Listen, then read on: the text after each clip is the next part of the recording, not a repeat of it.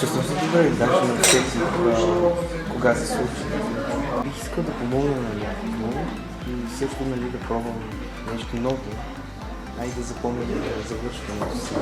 Според мен всеки може да дари, ако има желание. За мен е важно да даряваме кръв, за да си помагаме, да помагаме дори на непознатите, защото мисля, че всеки трябва да знае, че получава подкрепа дори от познати, както и от непознати.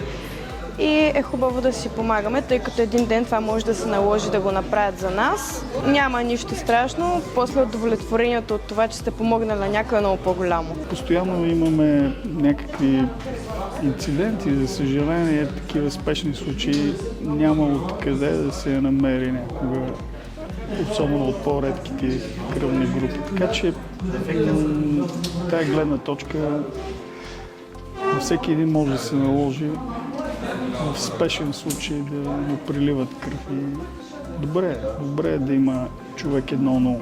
Първо го правя лично за здраве.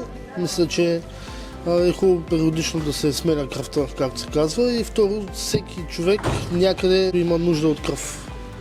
Просто мисля, че всеки здрав човек е хубаво да дарява, за да може да няма недостиг. Хората са професионалисти, нито е страшно, нито е болезнено, даже когато го правиш по-често е и приятно.